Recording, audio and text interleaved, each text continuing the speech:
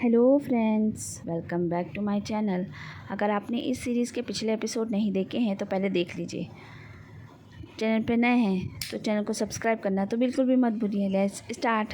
Episode की शुरुआत में टेन्यू को दिखाया जाता है जो शिन से मिलने के लिए आता है। शिन पूछती है कि तुम वापस आ गए हो। वो बोलता है नहीं, एक बिजनेस मीटिंग के लिए आया हूँ। वो बहुत ज़्यादा खुश हो जाती है। आगे सीन में नियान को दिखाते हैं जो लंगशान के पास आती है। लंगशान उसे डांटता है कि तुमने ये क्या किया, अभी तो इनविटेशन कार्ड्स बांट दिए। तो वो बोलती है शादी हो रही है तो इनविटेशन तो देना ही पड़ेगा ना, वरना कैसे होगा। तुम बहुत बिजी थे इसलिए मैंने ही बांट दिए। अगले सीन में जंगशान दिखाते हैं जो अपनी सहेली के साथ में पेपर बांट रही होती है अपनी बिल्ली के खो जाने का। उसकी सहेली कहती है कि बिल्लियाँ घर नहीं भूलती, तो तुम क्यों नहीं घर जाकर देखती हो। वो बोलते हैं ठीक है मैं जाती हूँ, मगर मैं अकेले जाऊँगी, तुम मत आना। वो वहाँ पर पहुँच जाती है तो वहाँ उसे टेन्यू नज़र आ जाता है। वो अंदर जाने की कोशिश करती है तो गार्ड्स उसे रोक रहे होते हैं। वहाँ दूसरी तरफ हमें लंगशान को दिखाया जाता है जिसे मिस्टर चैंग सब सच्चाई बता देते हैं कि किस तरह दोनों का ब्रेकअप हुआ है और उसका मिसकैरेज वगैरह कैसे हुआ है। लंगशान सोचता है कि मेरी बहन ने मुझे कुछ नहीं बताया और वो फ़ौरन ही टेन्यू के घर की तरफ रवाना होता है। जंगशान को गार्ड्स अंदर जाने नहीं दे रहे होते हैं, तभी लंगशान वहाँ पर आ जाता है और वो उसका हाथ पकड़कर अंदर ले जाता है और उसके पास जाता है और उसे एक घुसा लगा देता है टेन्यू को।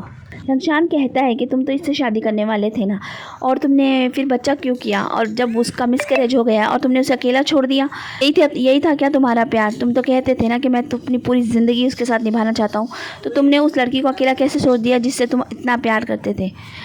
ये सुनने के बाद टेनन बोलता है कि मेरे भाई ने ऐसा कुछ भी नहीं किया है। तो टेन्यू कहता है कि रुक जाओ मैं बताता हूँ। वो कहता है तुम जानना चाहते हो ना कि उसका क्या हुआ, उसका मिसकैरेज कैसे हुआ। तो सुनो, जब तुम बीमार थे, हॉस्पिटल में थे, तुम्हारी बहन को दिन रात सिर्फ तुम्हारी फिक्र लगी रहती थी। वो ना खाना खाती थी ना सोती थी, बस तुम्हारी चिंता में डूबी रहती थी, यहाँ तक कि वो मरने तक को तैयार थी तुम्हारे लिए। इतना टेंशन ले लिया कि उसका मिसकैरेज हो गया और वजह तुम हो इसकी वजह, समझ गए। और वो उसे बहुत ज़ोर से चिल्ला के बोलता है। ये सुनने के बाद बेचारा लंगशान तो चुप ही बैठ जाता है, वो कुछ ही नहीं बोल पाता। लंगशान और टेन्यू वहाँ से चले जाते हैं। टेनन जो है अभी भी बाज नहीं आता है और सारा दोष जंगशान पे ही डाल देता है और कहता है तुम्हारी वजह से ही देखो मेरे भाई को कितना तकलीफ़ हुई है। जंगशान की दोस्त वहाँ पर आ जाती है और वो टेनन को कहती है कि जो अपना ही प्यार नहीं निभा सका वो दूसरों को क्या सलाह दे रहा है, और वो उसे बहुत अच्छे से ताना मारती है और वो लोग वहाँ से चले जाते हैं। अब लंगशान और टेन्यू दोनों ही बहुत ज़्यादा परेशान होते हैं और सोच ही रहे होते हैं। क्रिसमस की रात होती है, सारे लोग एक होटल में जमा होते हैं। जंगशान बहुत ही उदास लग रही होती है, तभी उसे फ़ोन आता है कि शाबू भी वापस आ गया है। वो लाता है उन लोगों को बाहर। वो जब बाहर जाते हैं तो वो बताता है कि वो ट्रैफिक में फंस गया था अपने गधे की वजह से। गधे को लेकर वहाँ पर आते हैं और वो बताता है कि डॉक्टर लू है जिन्होंने उसकी मदद की थी। ये लोग सब खाना खाने के लिए टेबल पे आ जाते हैं। शाबू को एक करके सारी बातों का पता चलता है जो भी जंगशान के साथ हुई होती है। ये सुनकर उसको तो झटका पे झटका लगा ही जा रहा होता है। कहते हैं कि ये तीनों साथ में बैठे हुए होते हैं। ये सारी चीज़ें सुनकर वो बोलता है कि लंगशान कहाँ पर है, वो उसने कुछ क्यों नहीं किया। तो उसकी सहेली बताती है कि उसकी शादी होने वाली है। ये सुनकर वो थोड़ा साइलेंट हो जाते हैं। आगे वो बताती है कि ये दोनों भाई बहन भी नहीं हैं और इनका खून का कोई रिश्ता भी नहीं है। ये सुनकर शाबू बोलता है कि तुम लोगों ने ये बात लंगशान से क्यों नहीं बताई, और वो घड़ी घड़ी यही बोले जा रहा होता है कि उसे क्यों नहीं बताई। तभी वहाँ पर लंगशान आ जाता है। उसे देखकर शाबू को गुस्सा आ जाता है और वो उसे एक गुस्सा लगा देता है। अब एकदम साइलेंट हो जाता है। आगे सीन में दिखाते हैं कि लंगशान जो है घर छोड़ने के लिए जा रहा होता है लंगशान को, और रास्ते में बोलता है कि ये मेरे साथ क्यों नहीं चल रही है। उसकी सहेली बोलती है कि अगर वो मेरे साथ कंफर्टेबल है तो मेरे पास साथ ही जाने दो, मैं उसका ध्यान रख लूँगी, आप फिक्र मत करना। टेनन जो है डॉक्टर लू के पास जाता है और उन्हें बहुत अच्छे से धमकी देता है क्योंकि उसे सब कुछ पता चल जाता है। वो पूरी इन्वेस्टिगेशन कर लेता है। डॉक्टर लू अपनी सफाई देने की कोशिश करता है लेकिन वो उसे कहता है कि मैं सब जानता हूँ, इस वजह से अब तुम कुछ भी मत बोलना। सीन यहीं पे कट हो जाता है। आगे हमें दिखाते हैं शाबू को जिनयान की कंपनी में नौकरी मिल जाती है। आगे हमें लंगशान को जंगशान के साथ में दिखाते हैं। वो बोल रहा होता है कि तुमने मुझे पहले क्यों नहीं बताया। वो कहती है कि मैं जो हो गया सो हो गया, अब सब बातें ख़त्म कर दो, अब कुछ नहीं हो सकता है, इसलिए मैं अब आगे सोचना चाहती हूँ, मैं आगे बढ़ना चाहती हूँ। तो लंगशान कहता है कि आइंदा अभी ऐसे कुछ भी हो तो पहले तुम मुझे ही बताओगी, समझ गई ना। वो कहती है हाँ, और सीन यहीं पे कट हो जाता है। आगे लंगशान जो होता है शाबू से मिलने के लिए जाता है तो शाबू से बोलता है कि मुझे माफ़ कर दो, मैं उस दिन बहुत ज़्यादा पिया हुआ था। वो कहता है मैं जानता हूँ, जंगशान के बारे में मुझे सब कुछ पता चल गया तो मैं कुछ ज़्यादा ही रिएक्ट कर गया। वो कहता है नहीं कोई बात नहीं, तुम भी तो उसके भाई हो ना, और तुम मेरे भी तो भाई हो, तुम ऐसा बुक कर सकते हो, तुम्हें पूरा हक है। वो बोलता है कि अब तो तुम्हारी शादी होने वाली है और तुमने अच्छे कंपनी में, तुम्हारे काम भी अच्छा चल रहा है, अब तो तुम काफ़ी बदल गए हो ना। ये सुनकर जंगशान बोलता है कि क्यों ऐसे बोल रहे हो, मैं तो वही हूँ जो तुम्हारा भाई पहले था, और तुम मुझसे इस तरह की बातें मत करो, समझ गए ना। वो बोलता है कि हाँ, जंगशान भी अब काफ़ी बड़ी हो गई है, सब कुछ कितना बदल गया है। वो कहता है कि सब लोग अपनी अपनी ज़िंदगी में काफ़ी आगे बढ़ चुके हैं। जंगशान कहता है कि मुझे तो ऐसे लगता है कि हम सबको गाँव चले जाना चाहिए।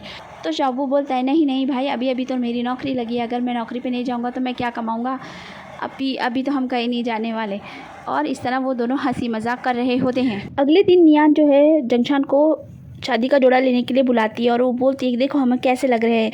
वो बोलती है बहुत अच्छे लग रहे हो, लेकिन जंगशान की आंखों में बिल्कुल भी खुशी नज़र नहीं आ रही होती है। और वो जब जंगशान को देखता है तो वहाँ से बोलता है कि मुझे कोई काम है और चला जाता है।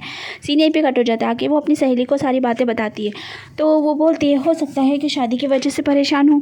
दोनों जब रास्ते से गुजर रही होती है तो वहाँ पर उन्हें टेन्यू नज़र आ जाता है। टेन्यू उसे देख लेता है और वो बाहर निकलता है और शिन के पास जाकर उसे बोलता है कि अंदर चलो। ये देखकर जंगशान को अच्छा नहीं लग रहा होता है। ये देखकर वो बेचारी कुछ नहीं बोल रही होती। उसकी सहेली कहती है अरे जाने दो, तुम दोनों का ब्रेकअप भी तो हो चुका है, चलो यहाँ से। और ये कहकर वो वहाँ से उसे लेके चली जाती है। टेन्यू जो है अपने आप को पूरी तरह काम में डुबा लेता है। जिंजर बोलता है कि सर आप रात में घर भी नहीं जाते हो, आप अपने आप को कितना परेशान करोगे, लेकिन वो उसकी एक भी नहीं सुनता है। सीन यहीं पे कट हो जाता है। शाबू जो है एडिटर की नौकरी कर तो लेता है लेकिन उसे कुछ समझ में नहीं आ रहा होता है और उसे गलती हो जाती है। दूसरे दिन बॉस उसे बहुत डांटता है तो वो नौकरी छोड़ के जाने लगता है। जिनियान बोलती है कि ऐसा मत करो, वक्त लगता है ये सब काम सीखने के लिए। वो उसकी नहीं सुनता है और घर चला जाता है। बॉबो उसे मनाने के लिए आती है और उसे समझाने की कोशिश करती है। वो कहता है कि देखो मैं एक आज़ाद पंछी की तरह था, मैं इस तरह कैद की ज़िंदगी नहीं जी सकता, तो तुम मुझे मत समझाओ। वो उसे समझाती है तो वो बोलता है ठीक है अब मैं कर लूँगा ये काम, बस खुश रहो। और सीन यहीं पे कट हो जाता है।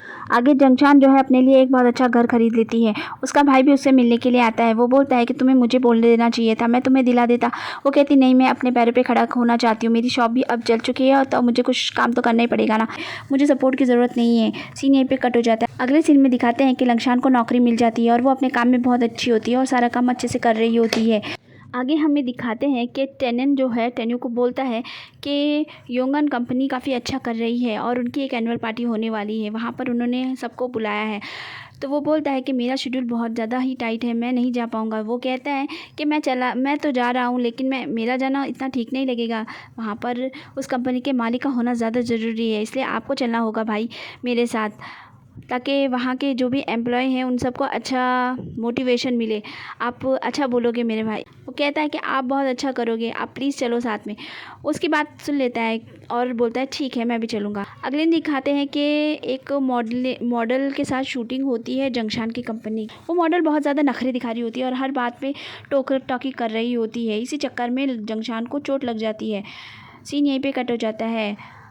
आगे उसकी फ्रेंड उसे फ़ोन करती है और बोलती है कि एनुअल पार्टी शुरू होने वाली है, तुम कहाँ पर हो, जल्दी आ जाओ। वो तैयार होकर आती है तो उसकी फ्रेंड बोलती है कि ये क्या कपड़े पहन कर आए हैं तुमने, तुम्हें पता है ना पार्टी है।